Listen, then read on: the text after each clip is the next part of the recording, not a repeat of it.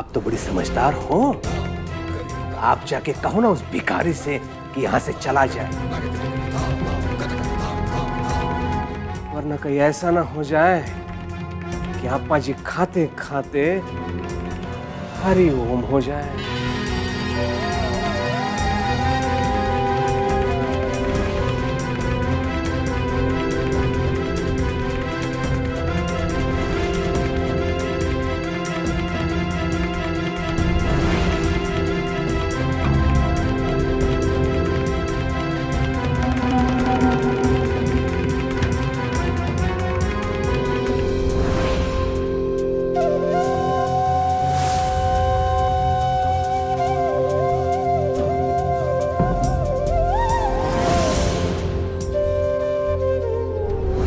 हरिओम।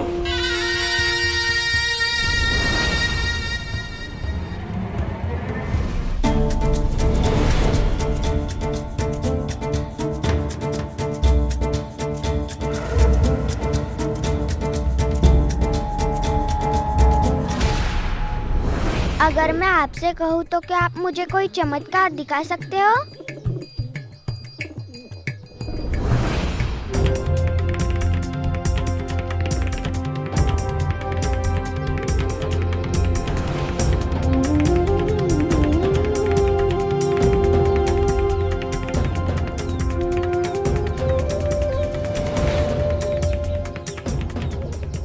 साइफू,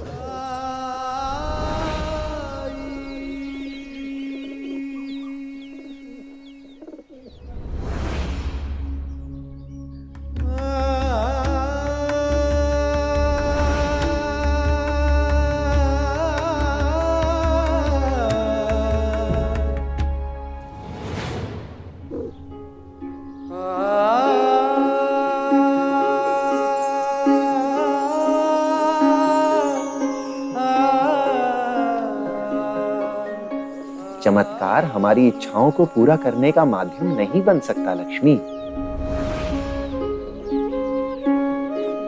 और ना ही ये किसी के सामने हमें खुद को साबित करने का माध्यम बन सकता है। चमत्कार की शक्तियां तो दूसरों की मदद करने के लिए होती हैं। हाँ, मैं इतना जरूर जानता हूं कि आज तुम जलेबी खाना चाहती हो। लेकिन आप कैसे जान गए कि मुझे जलेबियाँ खानी है?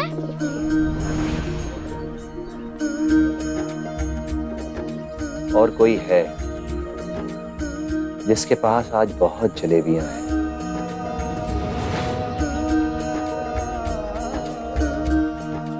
और अगर वो इतनी सारी मिठाइयां, इतनी सारी जलेबी अकेले खाएगा तो उसे नुकसान पहुंच सकता है। और इस स्थिति में तुम उस भद्र पुरुष की मदद कर सकती हो। तो बोलो, तैयार हो? मैं तैयार हूँ। तो फिर बहुत सारी मिठाइयां खानी पड़ेंगी। इससे अच्छी क्या बात होगी?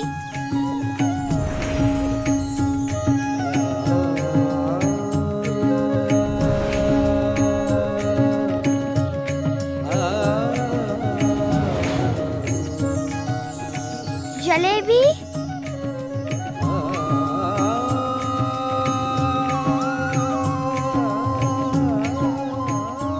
ये तो इतनी गरम है, करारी भी। कहाँ से आई?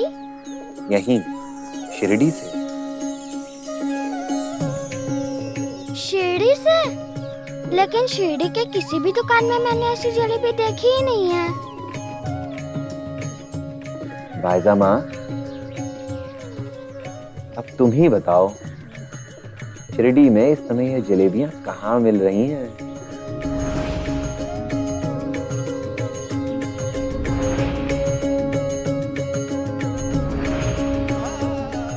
इसका मतलब कि साईं ना सिर्फ मेरा दुख जानता है, बल्कि अप्पा जी की सहायता भी कर रहा है।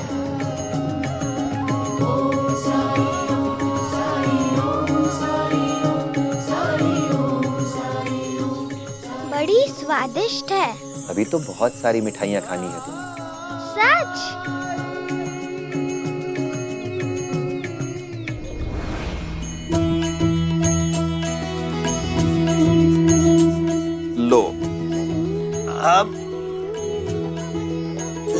खाओ।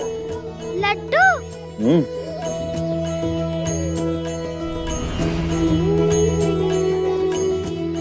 लड्डू तो मोनी को भी बहुत पसंद है। अरे तो सोच क्या रही हो? बुलाओ मोनी को भी, और हाँ, उसके सारे दोस्तों को भी बुलाओ। बहुत मिठाई खानी है। जाओ जल्दी जाओ।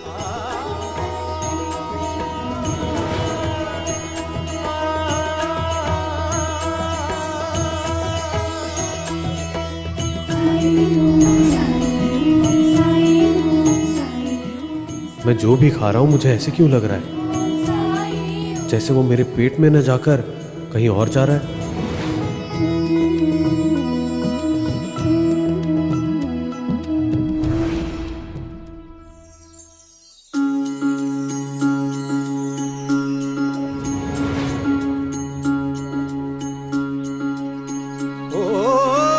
जब कठिनाई छाई तू ही याद आया, भटके राही को तूने रास्ता दिखाया, तूने भक्तों का बेड़ा पार लगाया, तेरी महिमा मेरे साईं कौन जान पाया।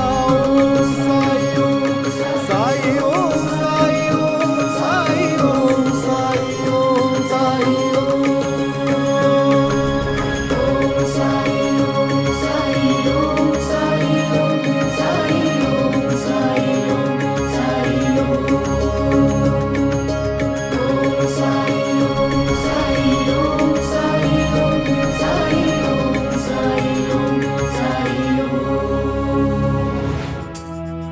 देख क्या रहे हो? परोसो और परोसो।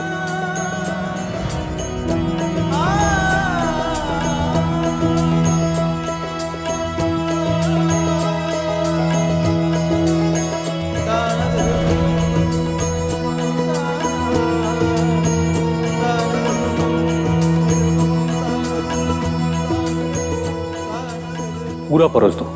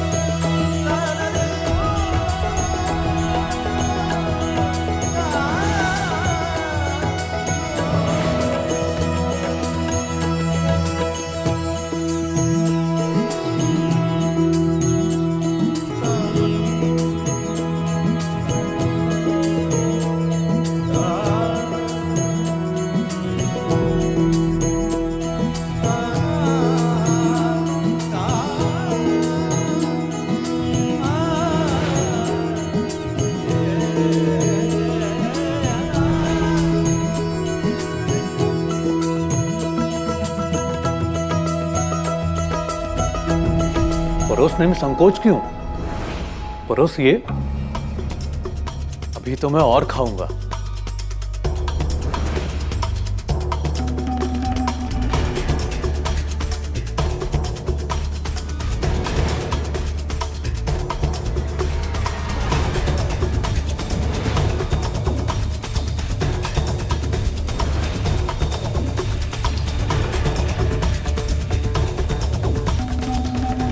समाप्त हुआ? कोई बात नहीं, मुझे घर जाकर भी भोजन करना है।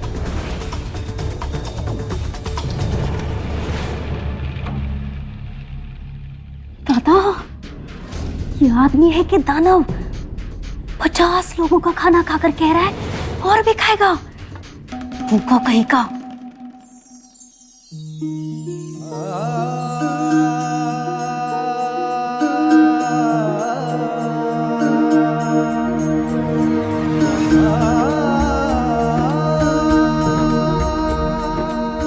चलता हूं।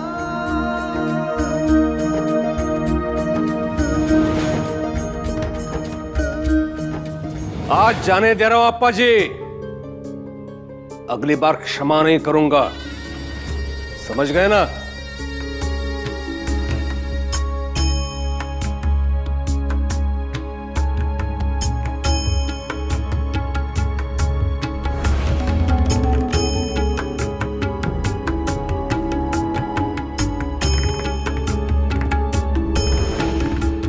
ये लड्डू ये लक्ष्मी खाएगी।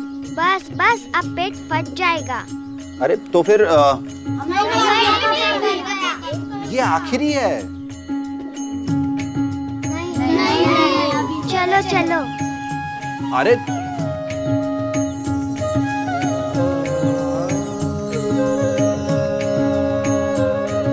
कोई बात नहीं भाई, जय श्री राम जी की इच्छा।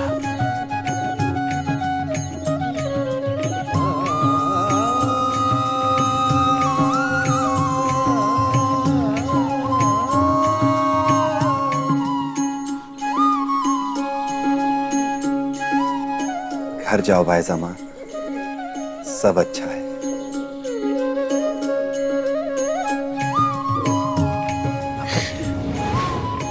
क्या भाईजामा, फिर वही, मैंने आपको समझाया था ना, अल्लाह मालिक।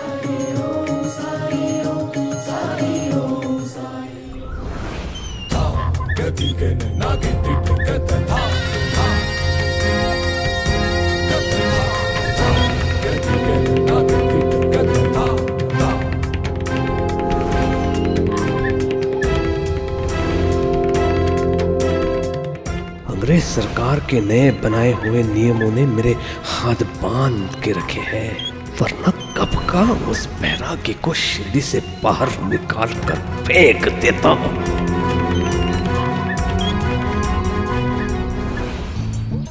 घर की सत्ता में अपनी पकड़ बनाने का ये मौका कैसे चूक सकती है ये चूताई। दादा,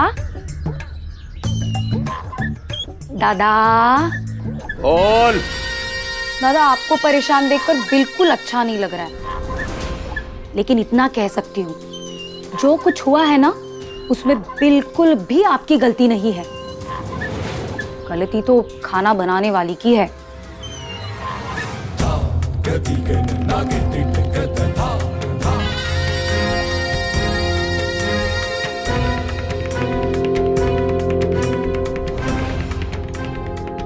आपने 50 आदमी का खाना बनाने के लिए कहा था, पर मुझे नहीं लगता है 10 आदमियों से ज्यादा का खाना बना हुआ था।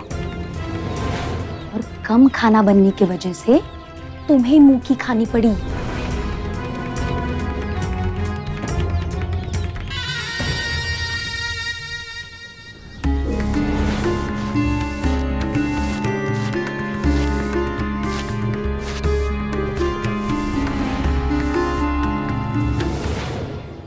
अपने नन्हे नन्हे हाथों से और कितना काम करोगी? आपने इतना कुछ खिला दिया, पहले उसे हजम तो कर लो। सुना, तुम्हारी छोटी सी बेटी कितनी बड़ी बड़ी बातें करती है।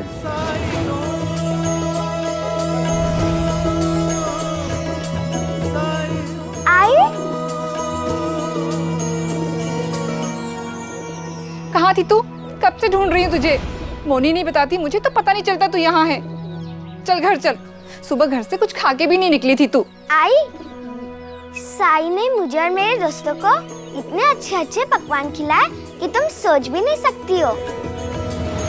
खाना वाना गिर गया था ना, वही साफ कर रही थी। साई का घर ऐसा गंदा थोड़ी ना छोड़कर जा सकती हो। इनसे पहले कभी नहीं मिली हो ना तुम। मुझे एक नया दोस्त मिल गया है। सरकार का आदेश है कि उस खंडर में रहने वाले बैरागी को आज से कोई भिक्षा नहीं देगा। आए? चल तू घर चल, बहुत देर हो गई है। आई, लेकिन साफ सफाई में पहले साई की मदद तो कर लो। नहीं, तुम चलो यहाँ से।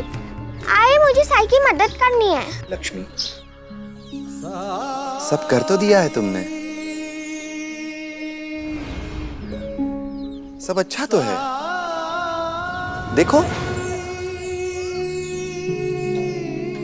तुम पर अन्नपूर्णा की कृपा हमेशा बनी रहे और दूसरों की मदद करने का ये जो जज्बा है ना, इसे कभी मत खोना। मदद कैसी? आपने तो मुझे साफ सफाई पूरी करने ही नहीं दी। तुम्हारी जितनी क्षमता है उससे ज्यादा मदद कर चुकी हो तुम मेरी।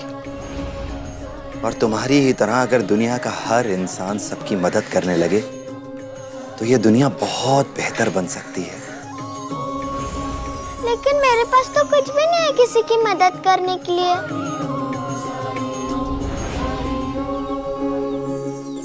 मेरी प्यारी गुड़िया,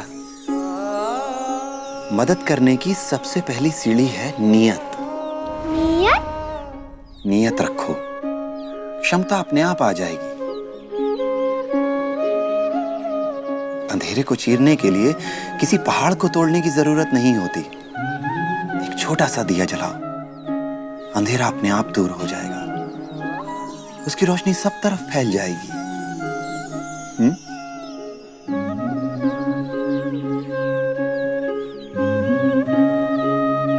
पता नहीं दिन भर कहाँ कहाँ घूमती रहती है, किस किस से बात करती है। अपने आप से क्या बातें कर रही हो आई? साई से मिलकर अच्छा लगा ना? उन्होंने मोनी को ठीक किया है, अच्छे इंसान होंगे, लेकिन जानती है ना, कुलकर्णी सरकार ने आदेश दिया है कि कोई भी उस फकीर की मदद नहीं करेगा। अगर किसी ने कुलकर्णी सरकार को बता दिया तो वैसे भी सब लोग मौका देखते हैं हमें परेशान कर। लेकिन साई तो इतने अच्छे हैं, उनको किसी से क्या बैर?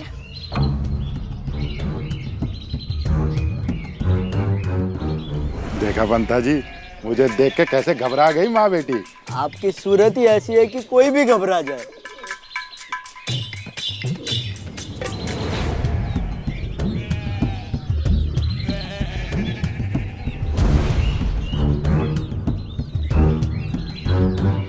चलिए सवाल कीजिए। सवाल? कैसा सवाल? नहीं पता? तो चलिए पीछे आइए। कहाँ से आ रहे हो तुम दोनों? साई के पास से।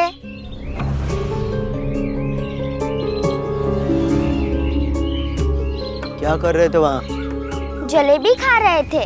जलेबी उस बैरागी के पास कहाँ से आ गई?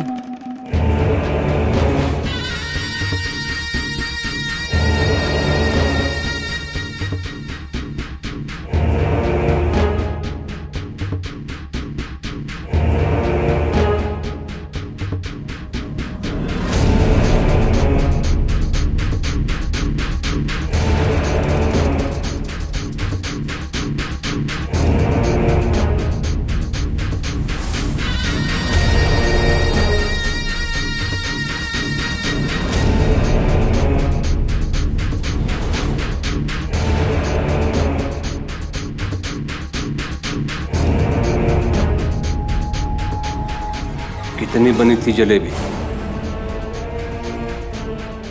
40-50। 40-50।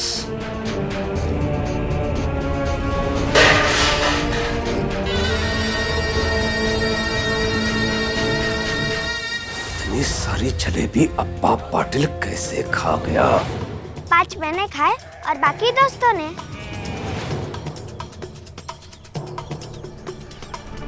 लेकिन जलेबी तो आज सरकार के घर पे भी बनी थी ना?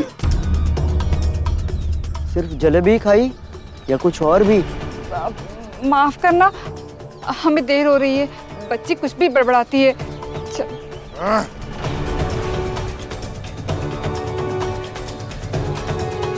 पीछे। मेरे सवाल का जवाब ना देना मतलब सरकार के सवाल का जवाब ना देना है। उत्तर दो। सिर्फ जलेबी खिलाई या और पकवान भी खिलाए तो उस भिखारी ने? भिखारी नहीं है वो, उन्होंने हमें जलेबी ही नहीं भजिया भी खिलाई और लड्डू तो बहुत ही स्वादिष्ट था।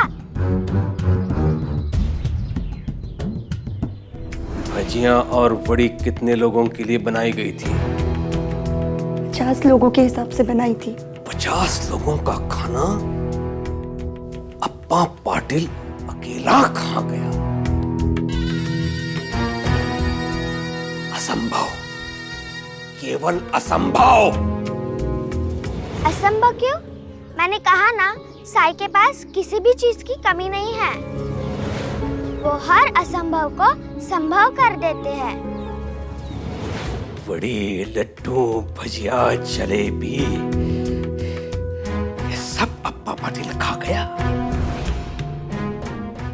कैसे हुआ कोई बताएगा मुझे? क्यों? तू सही कह रही है। इसने खाना कम बनाया है और अब ये झूठ बोल रही है। अगर अप्पा पाटिल इतना सारा खाना खा लेता तो वो जीवित नहीं बचता। जाते वक्त वो ये भी कह गया कि वो घर जाके और खाना खाएगा। ये तो वैसे ही हो गया जैसे वो कुबेर के घर पहुंचे गणेश और सारा खाना अकेले ही खा गए। कुबेर का अहंकार जो टूटा था ना, या तो अप्पा पाटिल गणेश है या फिर हमारे ही घर पर खाना कम बना है। नहीं, मेरा विश्वास कीजिए, अगर 50 लोग भी आ जाते ना तो भी खाना कम नहीं पड़ता।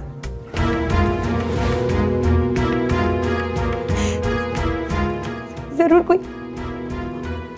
कोई और कारण है। क्या? और क्या कारण हो सकता है रुक्मिणी? बता। अपनी फूल को किसी और पे थोपना चाहती है तू? फूल नहीं, मुझे तो लगता है ये तेरा ही षड्यंत्र है। आप ऐसे कैसे सोच सकते? सोच सकता हूँ? मैं देख रहा हूँ उस बैरागी के प्रति तेरे मन में बड़ी सहानुभूति है। उस दिन भी मेरे ना कहने पर तूने उसे भिक्षा दी। तेरे ही कारण उसने मेरा अपमान किया और तूने सोचा होगा कि कहीं अप्पा पाटिल पराजित हो गए तो उस बैरागी को शिरडी से जाना पड़ेगा, है कि नहीं?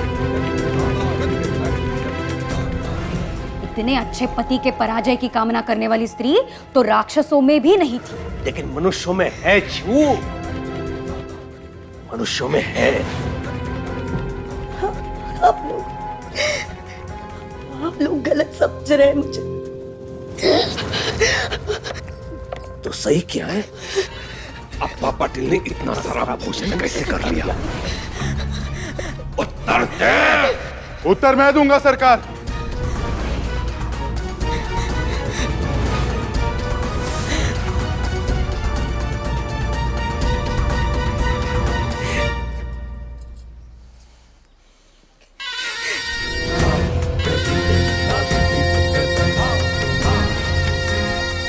क्या उत्तर है?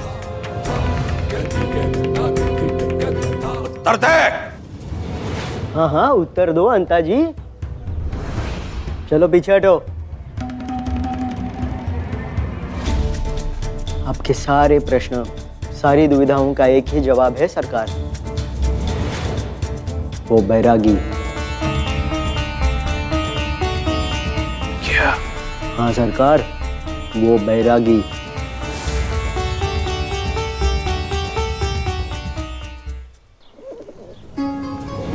भोग करने वाले को रोग का भय, कुल में पतन का भय होता है। धनी को राजा का भय और आत्मसम्मान वाले को दीनता और निर्धनता का भय होता है। बलवान को शत्रु का और रूपवान को बुढ़ापे का भय होता है।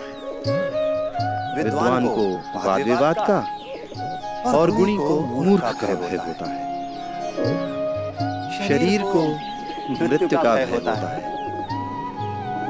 इस संसार में हर चीज मनुष्य में भय पैदा करती है, बस सिर्फ वैराग्य ही है जो भय से पूर्णतः मुक्त है।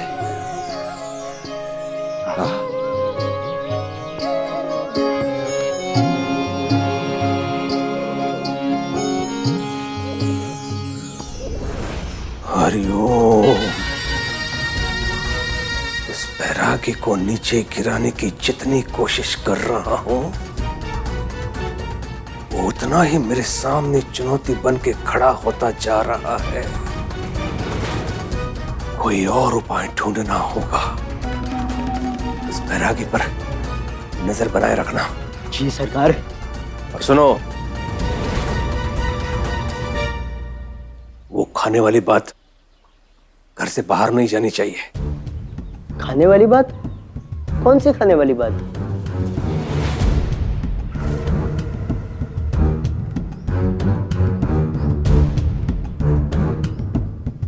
हरिओम।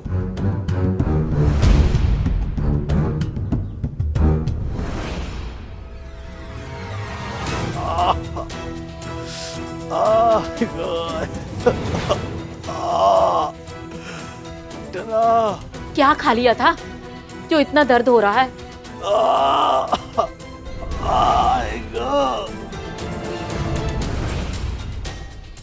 मैं अभी आती हूँ। अब तू कहाँ चली? इनके लिए औषधि लाने। किससे? साई से।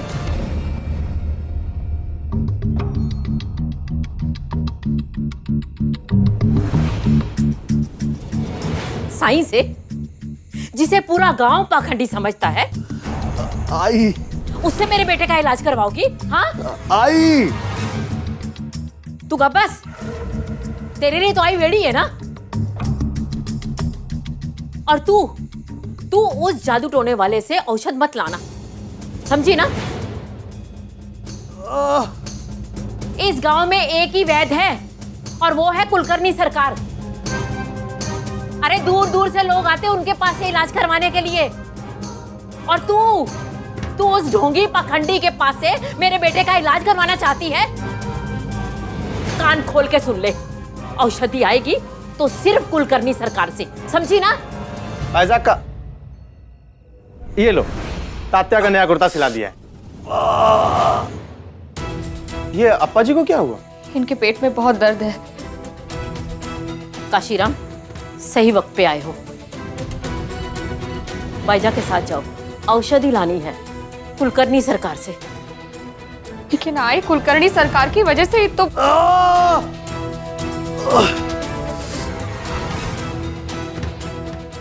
आपको कुछ नहीं होगा, सब ठीक हो जाएगा। मैं अभी आती हूँ। ओह विठला।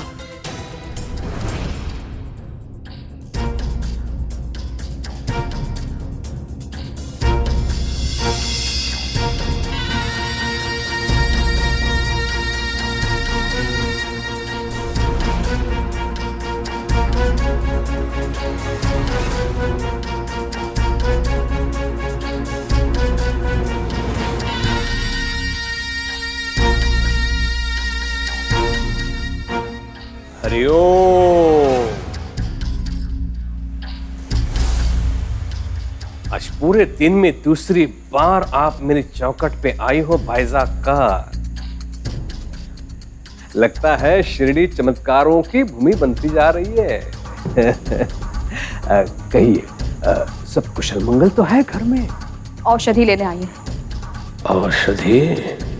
इसका मतलब खाने ने अपना असर दिखा दिया। हरिओम। औषधि?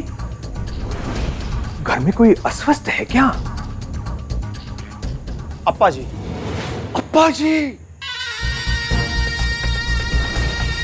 क्या हो गया अचानक से अप्पा जी को? जब से आपके घर से लौटे हैं तब से उनको। मात्र मेरे घर आने से लोग अस्वस्थ होते हैं तो अब तक पूरे शिरडी को अस्वस्थ हो जाना चाहिए था भाईजान का। आप भूल रही हैं कि मैं वैद्य हूं, लोगों के रोग दूर करता हूं। इतना ही नहीं, पूरे शिरडी को रोग मुक्त रखने का प्रण लिया है मैंने। कल प्रातः समय आइए, औषधि तैयार मिलेगी। ओम। सुबह उनकी तबीयत बहुत ज्यादा खराब है, उनके पेट में बहुत दर्द है और आप कह रहे हैं कि मैं सुबह हूं? भाईजान का, मैं आपकी पीड़ा समझता हूं भाईजान का, और अप्पा जी की भी, लेकिन साथ ही साथ वनस्पतियों की पीड़ा का भी ध्यान रखना पड़ता है मुझे। सूर्यास्त के पश्चात वनस्पतियों को हाथ नहीं लगाता मैं। मेरे निद्रा का समय हो गया है। हरिओम।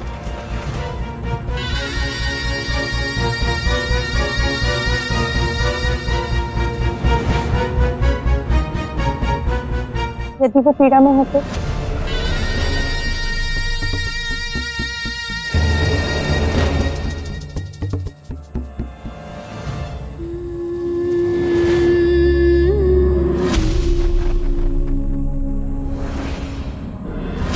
भाई साहब का अगर आप कहें तो मैं लौट कर जाऊं, कुलकर्णी सरकार से विनती करूं, शायद वो मान जाएं। अप्पा रात भर इतनी तकलीफ में कैसे रहेंगे? भाई साहब का उधर कहाँ जा रही है? घर तो इस तरफ है। लेकिन साईं इस तरफ है। खंडर में बैठ के सोचता है कि पूरी शिरडी बरगला देगा, लेकिन हम ऐसा होने नहीं देंगे।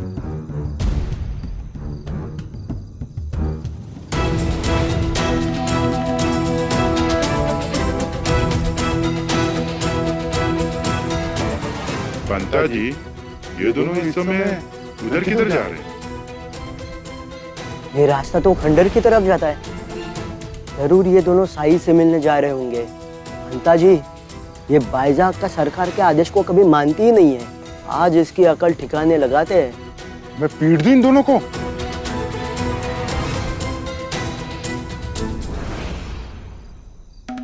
उठाओ। ये तो गोबर है। तो क्या हुआ?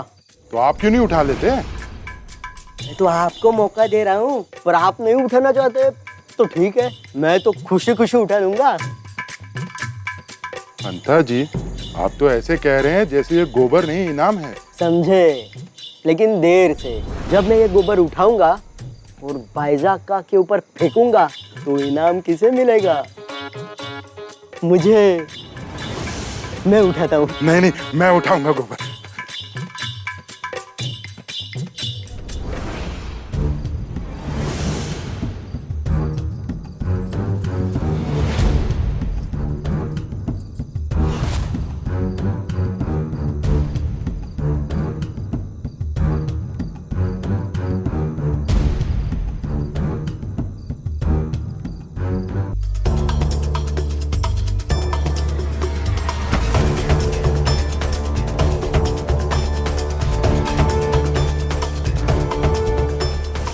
गोबर? कौन है वहां? किसने फेंका ये गोबर? हिम्मत है तो सामने आओ। चलो काशीराम, उनकी तबीयत ठीक नहीं है, हमें चलना चाहिए।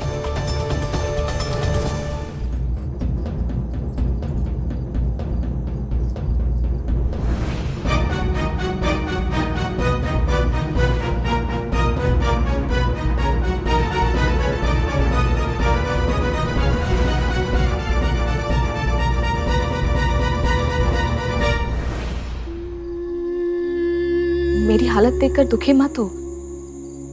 तुम तक पहुंचने के लिए तो मैं मुझ तक पहुंचने के लिए तुम्हें यहाँ तक आने की जरूरत ही नहीं थी बायजामा। जानती हूँ, लेकिन अभी अप्पा जी की तबीयत बहुत ज्यादा खराब है। अब इतना खाना खिलाया जाएगा तो तबीयत तो खराब होगी, पर बेफिक्र रहो बायजामा, इस संसार में हर कर्म का फल है। अच्छा किया तो अच्छा और बुरा किया तो बुरा। चाहे कोई कितना ही ताकतवर क्यों ना हो, पर कर्म के फल से मुक्त नहीं है। कोई बचना भी चाहे तो कर्म के परिणाम से बच नहीं सकता।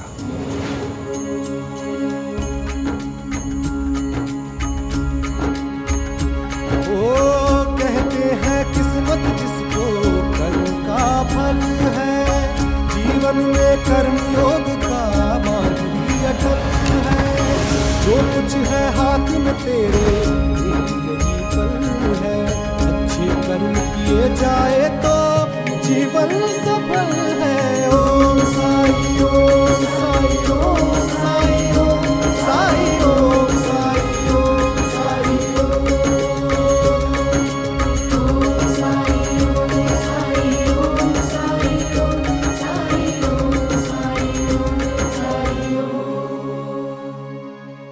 अप्पा जी के सिराने बैठकर ज्ञानेश्वरी पढ़ो, उन्हें आराम मिलेगा। तुम समझ नहीं रहे हो साईं, वो पीड़ा में करा रहे हैं, बहुत दर्द है उन्हें। और तुम कह रहे हो कि मैं उनके सिरहाने बैठकर केवल ज्ञानेश्वरी पढ़ूं? मुझ पर विश्वास है ना बायजा माँ?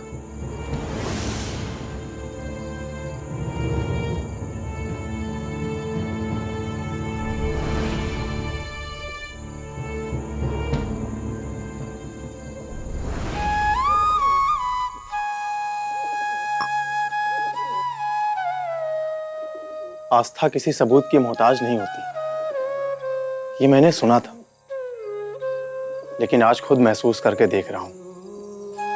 लोग सुनेंगे तो कहेंगे कि ये अंधविश्वास है। जहां दवा की जरूरत है वहां दुआ का सुझाव दे रहे हैं आप। लेकिन पता नहीं क्यों ऐसा लग रहा है कि अगर ये अंधविश्वास है तो हो। मैं भी विश्वास करके देखना चाहता हूं, जैसे बायजा अक्का ने किया है। अल्लाह मालिक।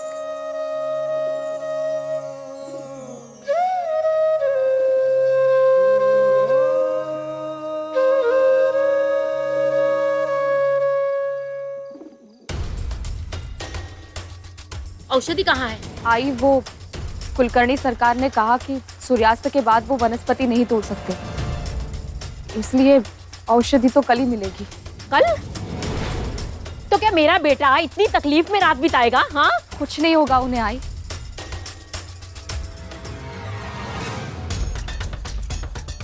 रुक। ये तेरी साड़ी पे गोबर कहाँ से लगा?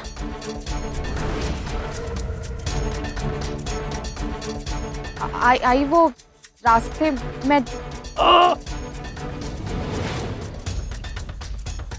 वाह, काय करूं?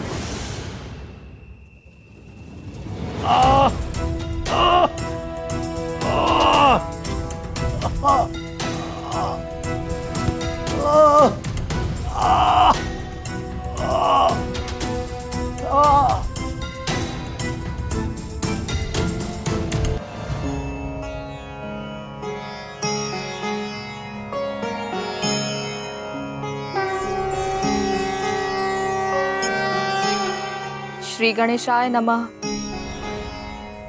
ओम नमो जी आद्या वेद प्रतिपाद्या जय जय स्वसंवेद्या आत्मरूपा देवा तुची गणेशु सकलात्मति प्रकाशु मणे निवृत्ति दासु अवधारिजो जी।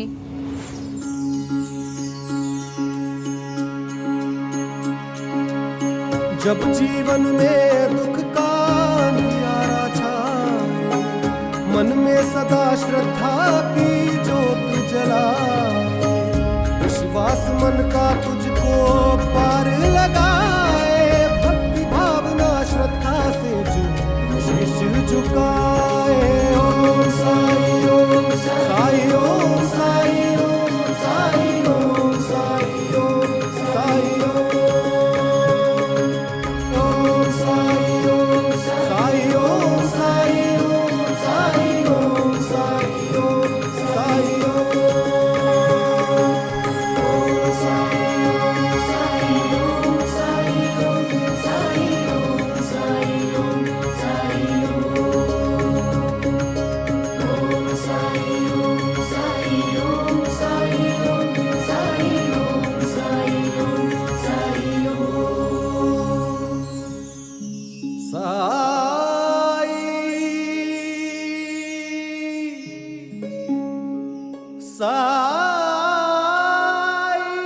आपको ठीक तो लग रहा है ना?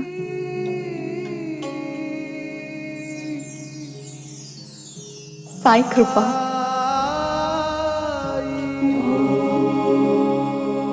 मुझे अभी तक नहीं पता कि तुम कौन हो, कहां से आए हो। पता नहीं तुम पर इतना विश्वास, इतनी आस्था क्यों है मुझे। लेकिन मुझे माँ कहा, पत्थर मारा तो मौनी का रोग दूर कर दिया। ज्ञानेश्वरी पढ़ने का मार्ग दिखाकर अब्बा जी का कष्ट दूर किया। ना ही तुम्हारी बात ईश्वर तक पहुंचती है। सबके रोग दूर करने आए हो तुम, शिरडी के लिए आशीर्वाद बनकर आए हो तुम।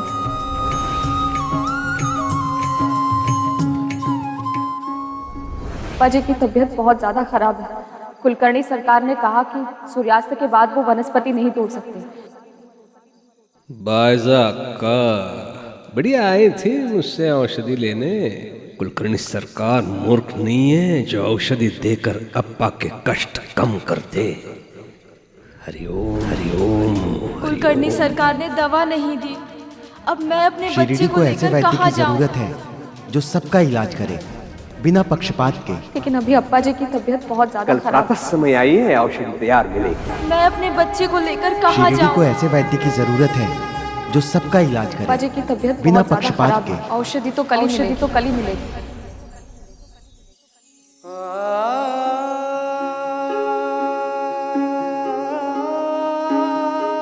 दर्द की दवा हो तो उम्मीद तो होती है, लेकिन जब दवा होते हुए भी उम्मीद न हो तो तकलीफ कितनी गहरी होती है, ये शिरडी के लोग ही समझ सकते हैं।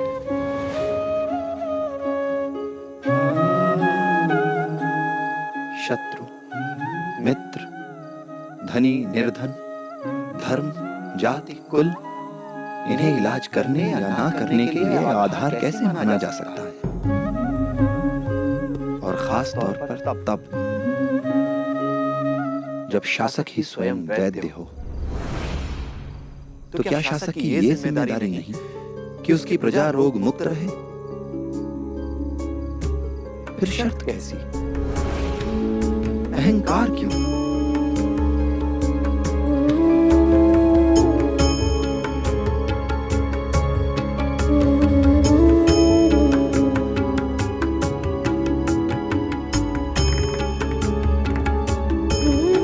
शिरडी के लोगों को दवा मिले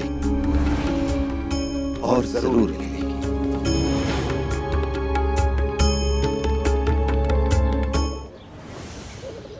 साई! साई!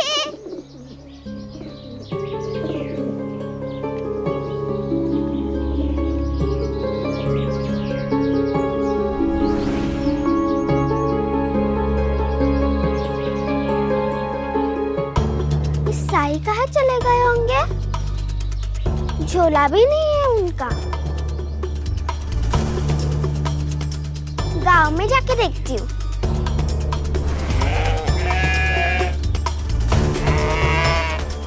आपने साई को देखा क्या? साईं, वो तो खंडर में रहता है ना। वहां से तो आई हूँ मैं अभी। तो फिर मुझे नहीं पता। आपने साई को देखा है क्या? दूर हटो। साईं को अभी जंगल की तरफ जा रहा था अपने झोला बोला लेके। क्यों, क्या हुआ? जंगल क्या? साई! साई! साईं? कहाँ है साईं? है नहीं, वो बुला रही है उसे। चलो उसके पीछे चल के देखते तो है हुआ क्या है आखिर। हाँ? हाँ चलो। हाँ। अरे अंता जी! अरे हाँ पंता जी।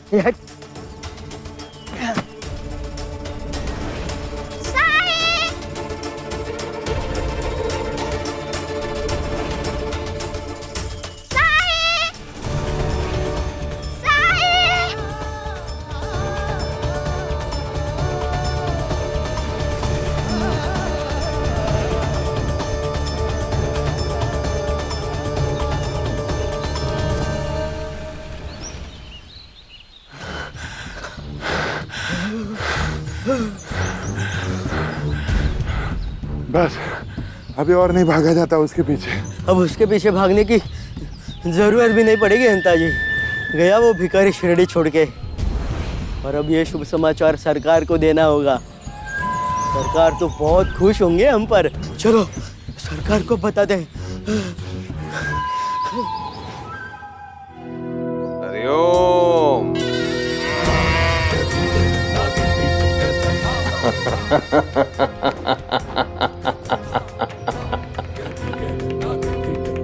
अंततः उसे शिरडी से पलायन करना ही पड़ा। एक प्रकार से तो ये शुभ समाचार है, लेकिन साथ ही में चिंता का विषय भी। अब किसकी चिंता सरकार? कैसी चिंता सरकार? कई बार व्यक्ति की उपस्थिति से अधिक उसकी अनुपस्थिति उस व्यक्ति का महत्व बढ़ा देती है। इसलिए इससे पहले कि लोगों को उस भगोड़े का सत्य पता चल जाए, हमें लोगों का ध्यान किसी दूसरी दिशा में भटकाना चाहिए। वो कैसे? मनुष्य प्राणी बड़ा स्वार्थी होता है। उसके सामने अगर समस्या हो और उससे उसका व्यक्तिगत हित अहित बाधित हो रहा हो तो वो दूसरों के हित अहित के बारे में नहीं सोचता है। और वैसे भी स्मृतियों की आयु बहुत छोटी होती है कि नहीं? समय के साथ सब धुंधला हो जाता है। पूरे गांव को चावड़ी पे बुला लो, एक महत्वपूर्ण घोषणा करनी है मुझे। हरिओम। ऐसे और भी मजेदार वीडियो के लिए हमारे चैनल को लाइक, शेयर और सब्सक्राइब करें।